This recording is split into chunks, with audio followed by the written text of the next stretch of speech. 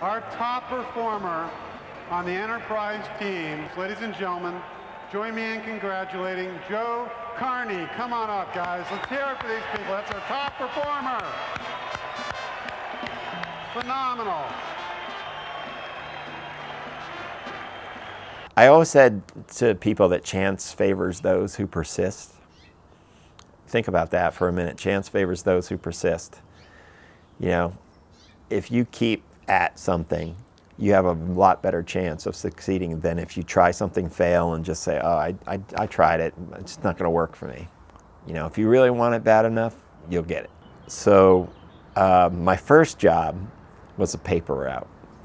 And honestly, being a paper boy, I learned a lot from it because I learned about customer service. I still laugh to this day when I drive around a neighborhood and I see papers that are in a plastic bag that are thrown at somebody's edge of their driveway. Like I said before, our town was small and everyone knew everyone. No one locked their doors.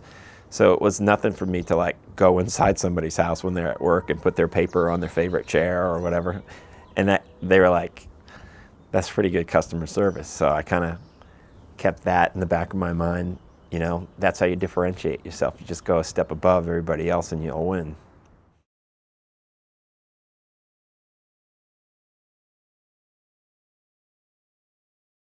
Very little privacy in our house. You can imagine with all those people in there. Everyone shared a room. No one had their own room. There was 2 bathrooms, as I recall. Only 1 shower.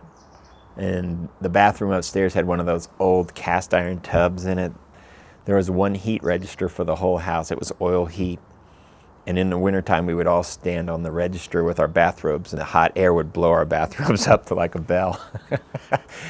But I mean, that's the only heat you had. We didn't have Nintendo. We didn't have, you know, Game Gears or anything that you guys had. We didn't have smartphones, so we actually made up our own games.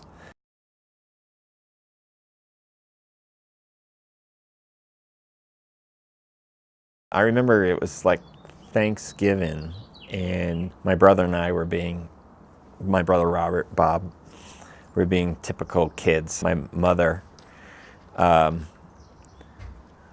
she was getting upset about it because my father was ill. And, you know, when people got ill back then, we thought they just got better. So she pulled us aside and she told us that that was going to be the last one. I had to grow up really fast after that, and I knew that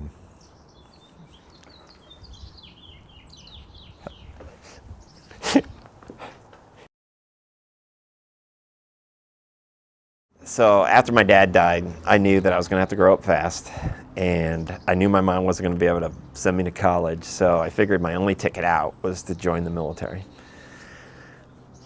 My older brothers had done that before me. It seemed to work fine for them, so I figured it would work fine for me. And when I graduated from high school, I went into a service academy, and then after that, I became an officer in the Corps of Engineers in the Army. First thing they sent me to do was I had to go to another school, and I had to learn the military engineering. And that was like construction, excavation, you know, civil engineering. They give you a little taste of a bunch of different things. They give you a taste of civil engineering, and they give you a taste of combat engineering. And combat engineering is like building expedient bridges, and actually explosives, mines, and dynamite, TNT, how to do all that stuff.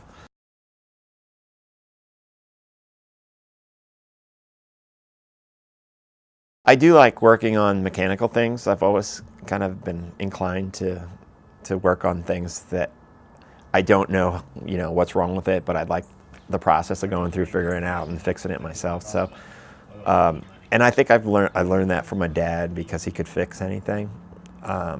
So I just watched him a lot. And even though some of the things I fixed are things that he never touched in his lifetime, you know, I just enjoy the process of learning how to fix things and doing it myself. It gives you a good feeling when you do things yourself. It's easy to go pay somebody to do something, right? But you know what? You can save a little money and learn a few things. Then I always wanted more than what I had for some reason. I don't know, because maybe it's just growing up poor. You always want more. So I figured the Army wasn't really going to be able to let me afford that kind of lifestyle. So I left the military. I left active duty and went into the reserves, and then tried to find my way in the civilian world. I worked for AT&T for 5 years. Then a friend told me about Cisco and that they were looking for a guy with voice background, so I went over there. And as far as success at Cisco, my first year it was pretty much status quo. I was in an overlay position, and we had our kickoff meeting for Cisco was in Toronto. And at the end of the kickoff meeting, they have the award ceremony, and I'm sitting there, and of course I wasn't getting an award because I'd only been with the company a couple months. And all these guys were walking across the stage, and then when the last 5 walked across the stage, someone said, those guys up there, those last 5, they all made over $1 million. And I was like, what? $1 million? So I was like, okay, well, no, I'm determined to be one of those guys. And the very next year, the last person to walk across the stage was me. So it was a high point in my life with regards to work. I ended up being #1 in the world with Cisco that year. I was 877% a goal, and so that's afforded us the ability to do some pretty neat things, with regards to home construction, kids, college, cars, and just some good things for other people that were in need too. Some of our friends.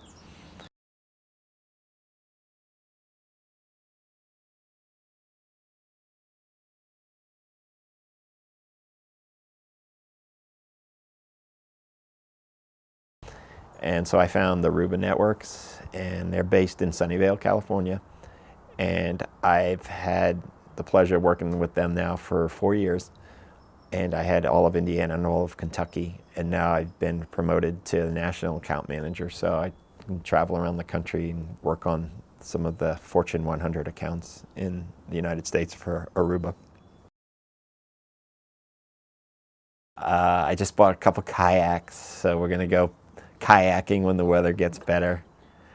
We like to mess with the wildlife around, so we feed the raccoons, and then we also like to work with stray cats and things of that nature.